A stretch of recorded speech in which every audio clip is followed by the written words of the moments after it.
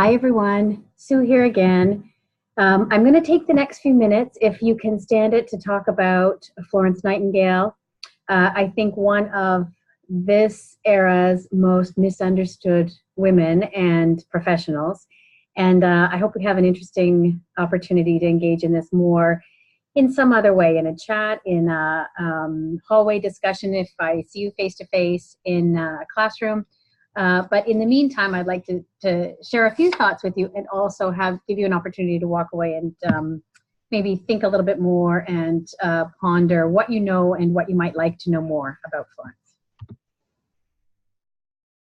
So it's an interesting thing about Florence Nightingale. When we think of all true visionaries, one of the things that's common to them is this idea that they weren't willing to settle for the norm, for what was accepted as the average, everyday way things were going to be. And here's a really important quote from her where she exemplifies that. She says, "Were there none who were discontented with what they have, the world would never reach for anything better." Through the course of her life, both her personal and professional life, that's really one of the hallmarks. Her idea that we were only at the beginning of developing an understanding of human health and how we could promote human health, how we could work with individuals, families, groups, and communities to promote the best possible living conditions, the best possible health conditions, and what the role of nurses was in ensuring that that happened. This is a very classic picture of Florence Nightingale during one of the most sentinel periods of her personal and professional life, where she was nursing soldiers in the Crimea. So we'll talk a little bit about her past and how she ended there. But this is a picture well known through her lifetime to the average person in the UK. Because for many of them, there was this very large war. Their loved ones were away. They had no contact with them, but they began to hear stories of this angel of mercy, Florence Nightingale, and the care she provided. And in so many ways, imagine this, that you have a loved one. Let's say it's your partner, your husband, your son, your father. That person is away fighting for the country. You hear nothing for months and months on end. The death rate is really astronomical. And then you begin to hear of this person who is caring for them in your place. Remember, the healthcare was not the same back in the 1800s as it is now. And that idea that someone was there 24 hours a day at the bedside caring for your loved one was so incredibly comforting that Florence became this heroine to the people at home. And that really had an incredible impact on her ability to advocate for change and her political power to bring about changes that were necessary.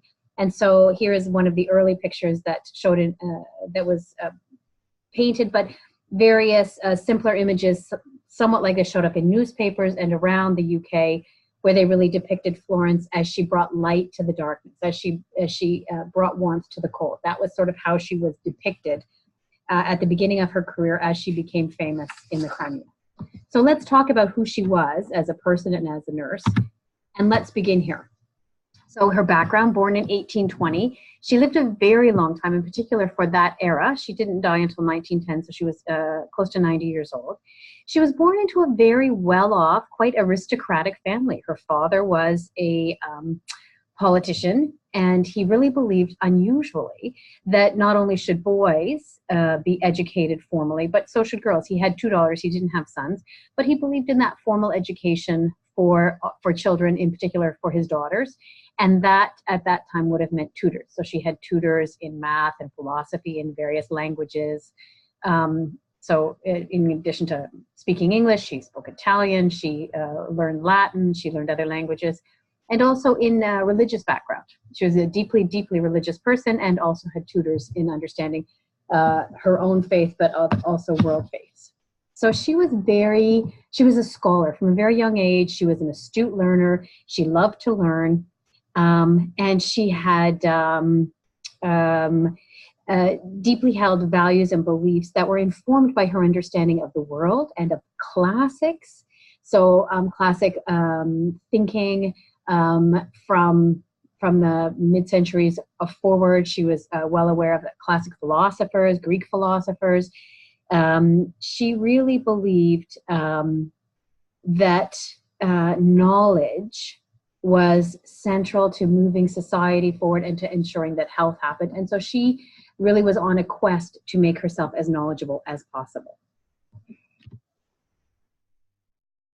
And in that context, it's interesting. So she could have probably found herself in almost any career. So this woman with a non-traditional background in that she was educated in this very aristocratic fashion. But on the other hand, she also was from quite a family that was quite traditional in its values. And what they wanted was Florence to get married.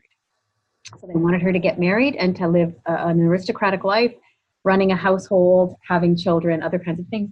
And that was not her calling. And she knew that wasn't her calling. So on a deeply spiritual level, she chronicles through thousands of letters written over the course of her lifetime, how from the time she was a very young child, she knew that nursing was her calling. So from when she was very little, she would go with her aunt and they would go visit the other farmers who rented plots of land from her family. And they would go bring food and other kinds of medicines. If they were sick, they would help with childbearing and other kinds of things. So her aunt was very matronly with the other families that lived nearby and tried to be helpful to them. And Florence would always go with her and was really impacted by this idea that you are responsible for other people. She also loved tending to the little creatures, little birds with injured wings, little animals that she found. She was deeply intent on that nurturing aspects of herself and bringing that to healing in particular. She was also deeply, deeply religious. And on 4 different occasions in her life, 4 different times, she talks about feeling as though God spoke to her, believing that God spoke directly to her, and asking her if she was ready for this, if she was willing to care for the sick, and if she was ready for what this would mean for her life. This was a powerful life choice. So for all of us, I think coming to nursing may be complicated. We may weigh many factors. For Florence, it was much more complicated. In her era, nursing was not considered an ideal undertaking.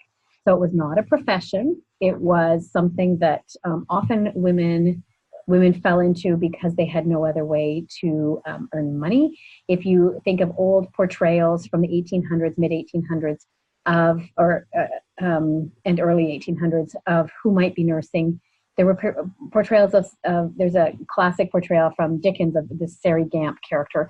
And it's often women of ill repute because it's women who of that sort of background who might be, if you think about it, dealing with men's bodies or naked bodies or other things. There was that Victorian era, and there was that discomfort. So for an aristocratic woman to be involved in caring for the sick, it's both dangerous because you're in an environment that may be not clean, but it's also dangerous in terms of your reputation. So what kind of woman would be involved in that? It's funny to even think back on those values, but this was the turning point in changing society's perception of nursing, who nursed and what nursing involved, was actually Florence Nightingale. So interesting that she first had to cross that chasm herself. She had to cross the chasm from this aristocratic young woman to that nursing professional. And that was a critical barrier for her for many years. She begged and begged and begged her family to be a nurse. And for many years, they denied her that opportunity. They absolutely refused. She was profoundly depressed. She writes in letters of spending hours and hours polishing silver and other kinds of menial tasks, just to spend the time, to have the time tick down, because she couldn't bear the thought of the rest of her life in meaningless activities. She was courted. She had men, who were interested in being her partner, and that wasn't what she was looking for. She knew her own calling was to nursing. Finally, in the mid-1800s, 1851, her family made a deal with her. They finally said she could go and train to be a nurse. She was going to train with some nuns in Kaiserwerth, Germany. The only way that they would make this deal with her was if she agreed that she could train to be a nurse, but she would never let anyone know, so it had to be in secret. She went with there was somebody to watch her, and she would never practice as a nurse. She would never be a nurse. She would just train to be a nurse. And she was willing to make that deal. She was willing to make that deal at the time. because this was all she had hoped for and all she had prayed for many, many years. So she was 32 when she finally went over to Germany. She was able to train for 3 months there in the basics of nursing, and returned after that to England, where she began to look for jobs, not as a direct nurse. So she knew she would never be able to nurse directly, but she believed that she could be involved in some administrative work, and that would be seen honorably, because she could be involved in helping the poor and in making conditions better. And so for her, that was a compromise that at least enabled her to be somewhat involved in what mattered to her. And just as that was happening, just as she had trained, she returned to England, she was beginning to do some administrative work, war broke out. And it was the Crimean War. Crimea is part of where Ukraine is now, and sort of bordered right up there on the Black Sea. And at the time, you can imagine that there was very little communication, that this war was catastrophic. There were thousands and thousands and thousands of young men were sent from the UK to very difficult conditions. Again, so you're in the north. There is, it's very difficult to get there. Imagine that your communication technology at that point would be the telegraph. Imagine how long it took for letters or word of your loved one to reach home. You have all of these soldiers fighting in pretty catastrophic conditions. And the death rate was at 50%, as high as 50%. Nightingale talks about being her first look as she arrived in Scutari, which is near, which is in Turkey, at the field hospital. And it was sort of a combination of a wooden structure that was somewhat falling apart and some other structures. And she says the cots were 12 inches apart, less than 12 inches apart between those beds. And there were thousands of soldiers in these beds. Between the beds, there was a river of body waste. So stool and urine mixed, running between the beds. And it had been freezing and thawing, so that there was this stench. It was frozen. Patients were freezing. They had a frostbite, and frostbite so bad that their fingers would fall off. They would arrive at the field hospital, and their beard and mustache around their mouth was literally frozen, a solid mass of ice from trying to breathe, and that your breath, that hot breath, freezing instantly. They were covered with lice, and they had intestinal infections and other kinds of things. And there were rats. There was no food. There was not a bar of soap. It was conditions. If you imagine, there's this young aristocratic woman who had experienced very little, very, very sheltered life, and here she finds herself in these kinds of conditions. And not surprisingly, 50% mortality rate. You and I now can attribute that to so much of the environment that they would be finding themselves in. And it wasn't just the physical environment, it was also the psychological environment. So if you just imagine these conditions. So many of these soldiers had very catastrophic frostbite. So their feet were affected, their hands were affected, other limbs. They were, and they sometimes lost limbs from that. But also the way that, if you imagine in the 1850s, you treated many injuries was through amputation. They weren't able to do advanced surgeries. This is a long time ago, right? So there was a very high rate of amputation of both legs and arms. And she talks about walking in and seeing men lying in a bed with a surgeon at the bed next to them. Remember, we said these beds are 12 inches apart, undertaking an amputation right beside them, with the patient knowing that they were next. It's really kind of unbelievable to imagine what that was like. And that looking out a window and seeing that there was a pile of discarded limbs that was higher than the height of the barracks. And these were just all the discarded limbs from the amputations. It was so mentally overwhelming, for not just for Florence, but for all of these soldiers. So you can imagine the impact that she had when she brought this approach that was fully and completely about those men. It was about caring for those men. And she brought all that she had learned in her nursing training, those 3 months from Kaiserwerth, but also from her life and her beliefs about a good environment, promoting health and other kinds of things, to this experience. And she began by implementing some very basic principles about hygiene. So that idea that you washed your hands between patients, that you didn't go, surgeons at that point typically would go from patient to patient to patient, through one amputation to a next amputation, without any water. Water was barely available in these barracks, with no running water. So there was incredible contagion from patient to patient, and infection was catastrophic. So within months, within a very short time, literally months, these basic hygiene principles, washing your hands, having a greater separation between patients, making sure that patients had food to eat that had some nutrition to it, making sure that they were warm, making sure that they were clean, changed the death rate from close to 50% down to just 2%. And that's remarkable. Can you imagine if you're a mother and you've got your son over in Scutari and you're hearing nothing of him, but you're hearing of this nurse who's gone over and begun to make changes, and these changes included tracking the number of deaths.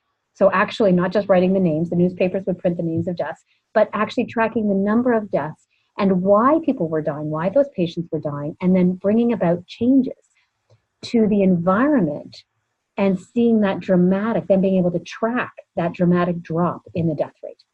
And this was really remarkable. And the public immediately became her ally, because they saw her as, again, reaching out to their loved ones and keeping their loved ones safe in a way that they were powerless to do back in England. And this was the beginning of her lifelong journey as a statistician. She had been trained, right? She had been tutored in all the classics, including mathematics. And she is, if you'll see this picture here, it looks a little bit different than you usually see it, but she's the originator of very early pie charts. She's actually a very, very famous statistician from her era. And she really believed that observation and tracking data and analyzing that data was really critical to understand whether nurses were doing the right thing or not. And her ability to track data and to make judicious decisions based on the data and the outcomes that she saw was legendary in her time and remains to today. And so you'll see there's a little YouTube video there that you can click on and watch that. And it's quite interesting to hear about that part of her, but very, very famous and consulted by many politicians beyond her time as an active nurse in the Crimea around this data tracking that she began, and the impact that it then had. So let's talk about it. And the question is, do we consider Florence Nightingale to be a nurse theorist or not? Well, nursing was not a profession before Nightingale. There were certainly no nurse theorists. Remember, the nursing meta-paradigm concepts weren't identified till the 1980s by Jackie Fawcett, right? So would Nightingale have talked necessarily about these meta-paradigm concepts? Well, she wouldn't have identified them as the meta-paradigm concepts. We wouldn't have had that language back then. And she wouldn't have necessarily known that she needed to identify them. Later, when we learn about other theorists, that we'll find that they specifically identify these concepts. In order to understand what Nightingale theorized about nursing, we need to look at her writing, and in particular, look at her letters, the letters that she wrote throughout her career. So the letters that she wrote as a very young nurse, as she was in Scutari making that incredible impact, but also as she came back to the UK following that and really advocated for change in the healthcare system in the UK, and as she traveled around the world and was sought as a consultant around hygiene and changing community health through hygiene. So for example, clean water and other kinds of things. So when we try to define what her theorizing was about nursing, and again, that theorizing is from thousands of letters written over the course of her career, we have to interpret sometimes and determine what she said based on that interpretation. So let's begin with nursing. And what Nightingale said is that nursing is being responsible for someone else's health. That all people, she felt, were responsible at some point for someone else's health, and that identified all of us as lay nurses. A professional nurse has a professional responsibility. to take care of someone else's health. For a person, she would describe a patient, and that choice was important, but also that the nurse had responsibility, in particular, over the environment.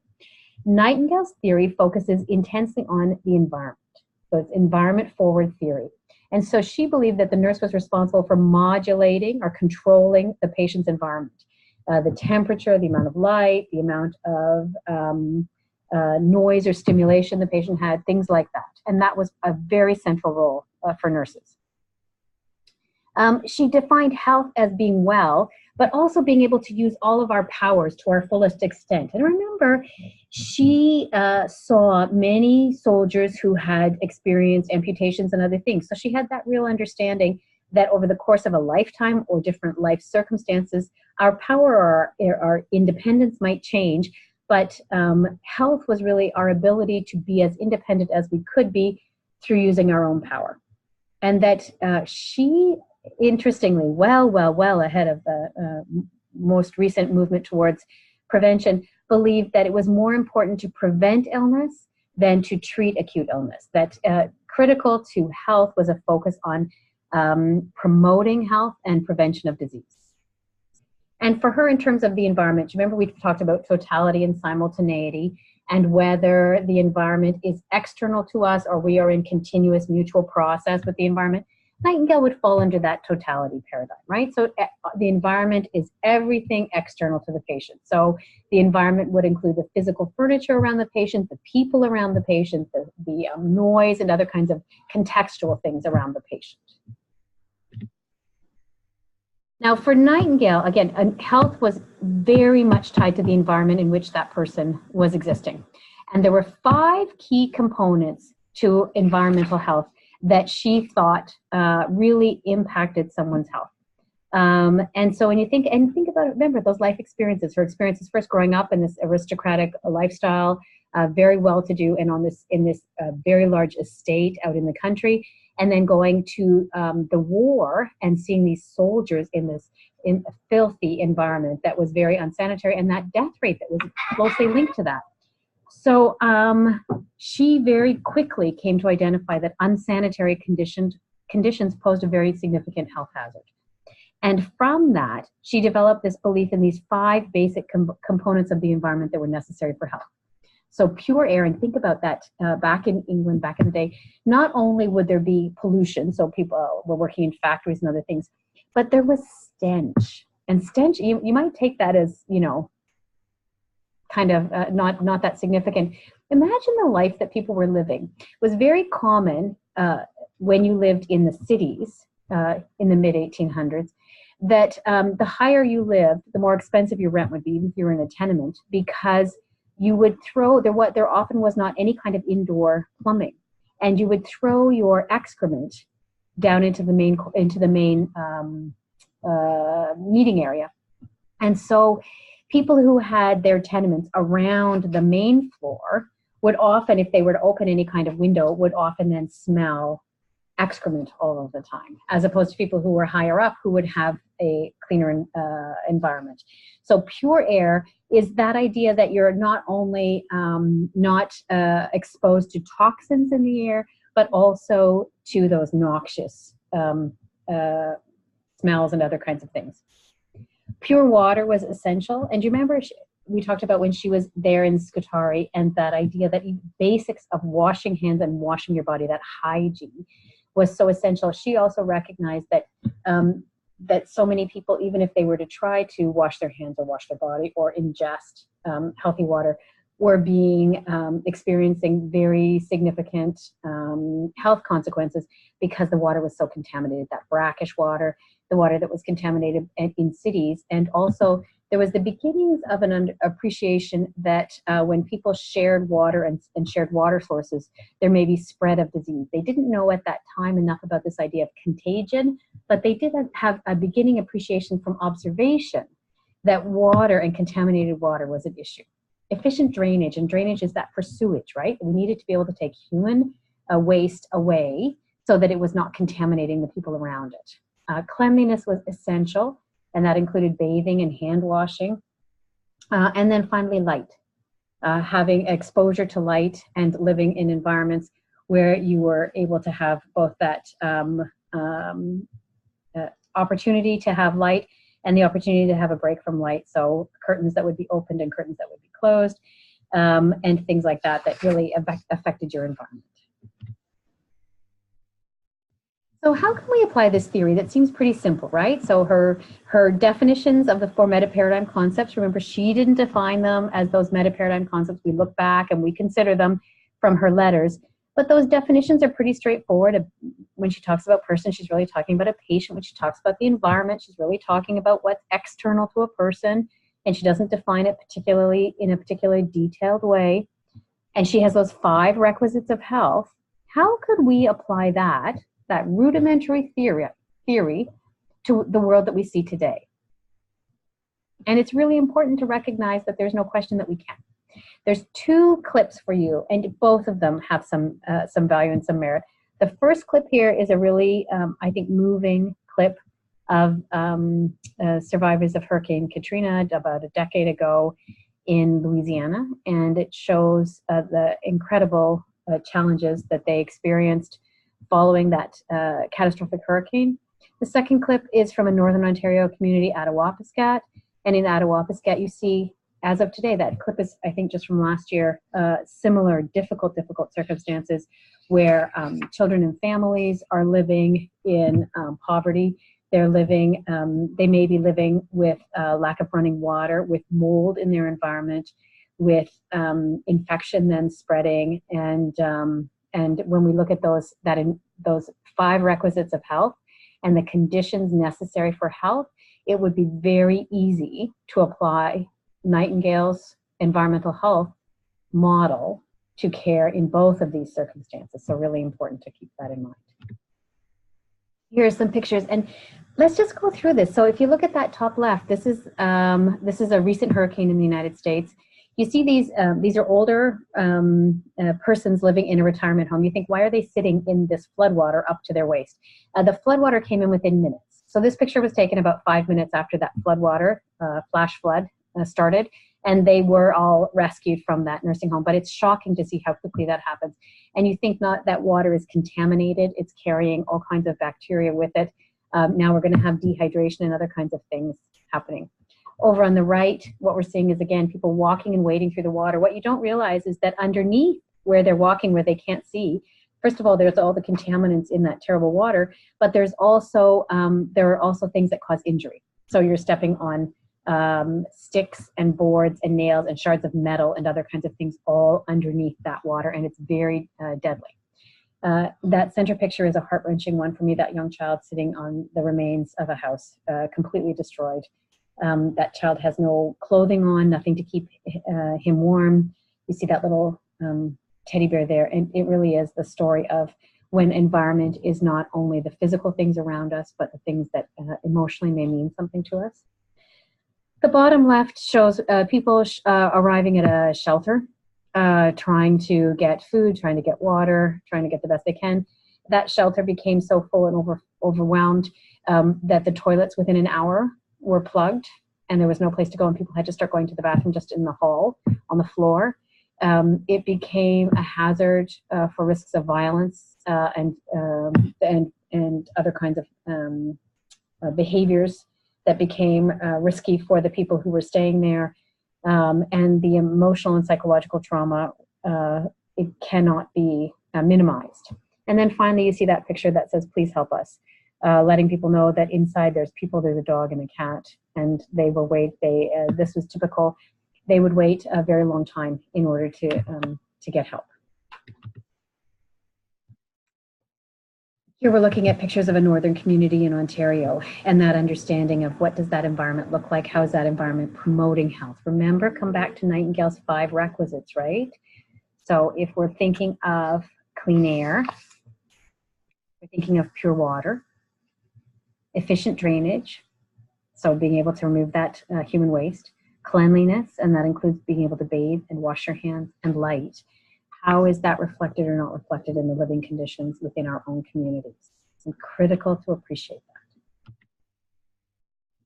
So how do we apply those requisites when we look at a health situation? So imagine those: pure water, clean air, all five. And how did they impact those three levels of intervention? So prevention, acute intervention, and remediation. And so important as we consider how a simple theory can be applied to a very complex event. Well, let's wrap up a little bit around Nightingale.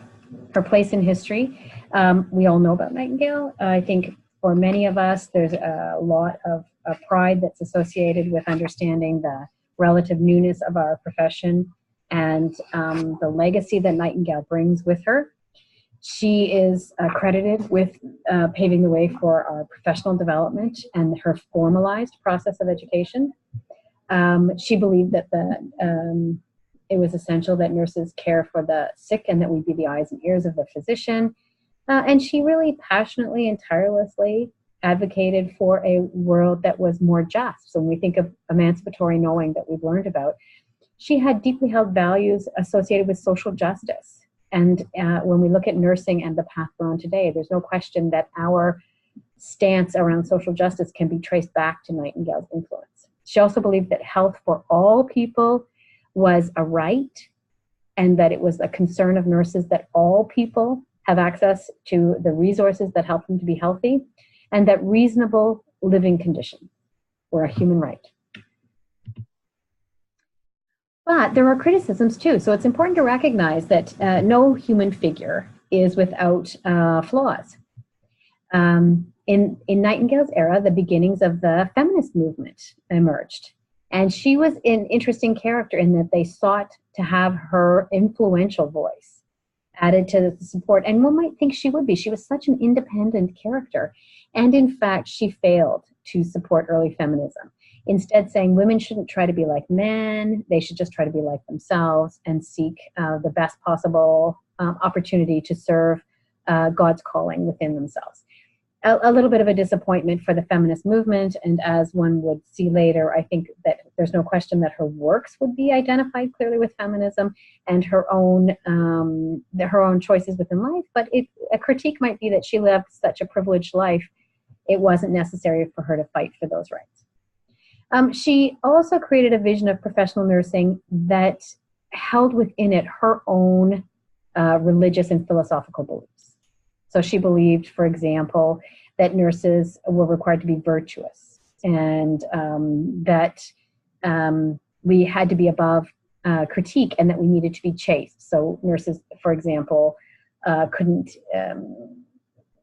needed a moral character that could be above reproach. And so often referred to as sort of being a nun without being an official nun. I think she was very harsh with the actual nurses that she trained. She was very harsh in her understanding and her interpretation of the role of the individual in a nursing role, that in the choices that she had made about giving up her own life and devoting herself to her calling were the expectation that she held for other people, and that was a very high bar. So she was considered quite harsh, even though she, we often refer to her as the matriarch of our profession and see her in very glowing terms. In real life, she was quite a harsh person, and often someone who did not see gray in a sea of choices, but rather black or white, one way or the other. And most often believed that her way was the only way. That was helpful in the battles that she had to fight. She was a very strong-willed person. That was helpful in moving the profession forward, and certainly over the course of her lifetime, nursing moved from being that profession where anyone who was at all worried about their reputation or anyone with another option would not choose nursing, because remember, we talked about that idea of character, and that it was concerning if someone were to be around human bodies, to an honorable profession, and where we have found ourselves today. But that historical context in which we see her as flawed and as human is an important one. An important one that we have to use to balance both the good and the challenges associated with the background that she brings.